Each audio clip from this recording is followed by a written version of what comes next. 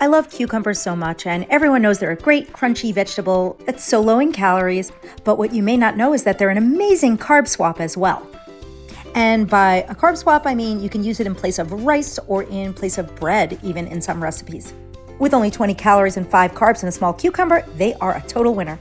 If you want to make really fun sushi-like cucumber rolls, here's what you do. You're going to slice your cucumber in half widthwise. Now gently scoop out and discard the pulp.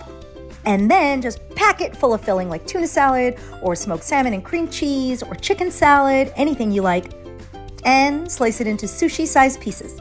There are actually lots of great recipes like this at hungrygirl.com and also in my new Hungry Girl Low-Carb magazine. As a bread replacement, you can make cucumber subs.